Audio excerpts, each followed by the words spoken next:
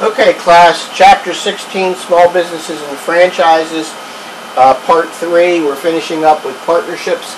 Now we're talking about disassociation and termination.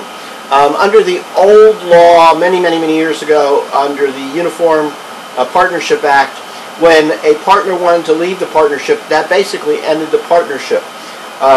For the remaining partners, they had to basically start over again and form a new partnership. Modern laws have done away with that and made it easier to continue the same business by either substituting a new partner or by the old partnership taking over that disassociating partner's interest. So disassociation and termination occurs when one partner ceases to be associated in the partnership business. It allows the partner to have her interest or his interest purchased by the partnership or by a new party. They lose their interest in their rights to management and voting by disassociating, and the partnership can continue in business. Wrongful disassociation occurs when a partner to the partnership leaves wrongfully in violation of the partnership agreement. You have a right to do so, but it still is a wrong that can lead to breach of contract and damages under the law. Okay. The disassociation terminates the right to participate in the management of the partnership and to conduct any business. The partner's duty to loyalty ends, but they continue to have a duty of care with regard to ongoing events that occurred before the disassociation and the winding up process. So the termination of a partnership as opposed to disassociation, this is when the partnership ends completely. And all businesses kind of share the same process. The business has to go after or collect all debts that are owed to the business. Number one. Number two, they have to pay off all debts that the business owes to anyone else. This is winding up and distribution of assets. Okay, after that has been concluded, then any remaining funds are distributed to the partners in accordance with the partnership agreement, or if there's nothing in the partnership agreement, then by the gap-filling provisions of the statutes. So dissolution or termination can be brought about by the parties under terms of the contract, or by operation of law, or by a judicial decree. The partners can, of course, agree to do this voluntarily. Each partner has to exercise good faith in dissolving the partnerships, and the partners can no longer create new obligations. They can only complete what has been started with regard to transactions.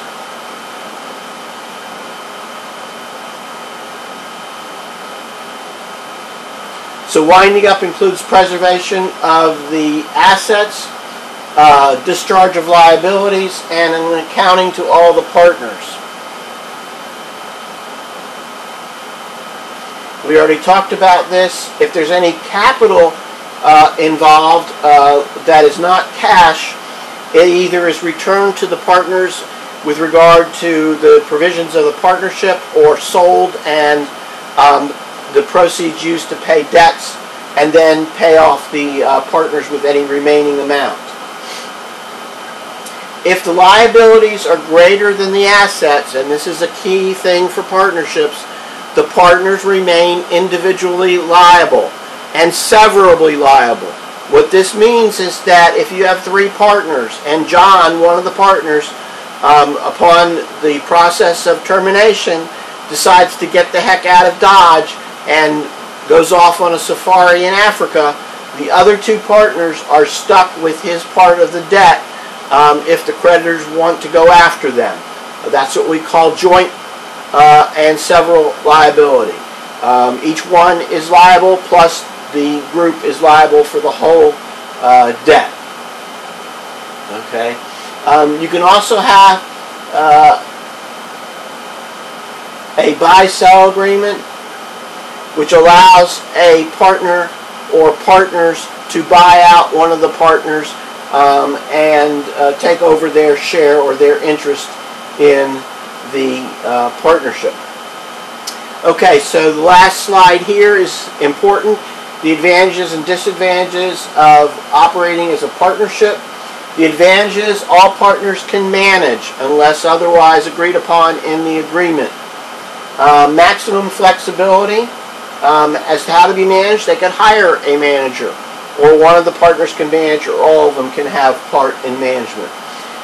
Less formalities than other forms of business, even though they may be more than a sole proprietorship.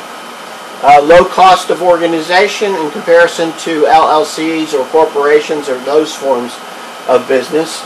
No double taxation. The individuals are taxed in a flow-through manner discussed earlier. Diversified pool of capital resources.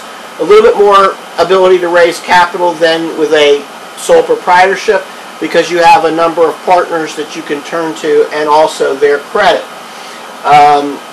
Now, the last one here on the advantage side really doesn't apply to general partnerships. It applies to another creature of business forms, and that's a limited liability partnership. And in a limited liability partnership, the partners have limited liability. That is not true in a partnership that we were just talking about. So actually that should not be in this slide at all. The disadvantages: liability for the debts and obligations of the partnership. Difficulties with business continuity if a partner leaves or you want to get rid of a partner. Difficulty in transferring interests of a partner. Cannot raise capital as easily as you can perhaps in a corporation. Significant legal and organizational expenses as compared to a sole proprietorship, and the taxation may not be beneficial to all partners, and let me explain that. Suppose the partnership has a huge profit in 1 year because they just completed a job and got paid, and they don't expect to have the same the next year, but they decide to pass on those profits to the partners in that year, and one of the partners has additional income which puts him or her in a high tax bracket. Well, they're going to be paying taxes on that income from the partnership at that higher tax bracket. On the other hand, if they wait to distribute the money until the next tax year, when that person is in a lower tax bracket, they would pay less taxes. So that's what we mean by it may not be beneficial to all partners based upon tax consequences. So we end there with part 3 of chapter 16. Remember that the magic word for chapter 16 is franchise, and we'll pick back up with part 4 in the next video.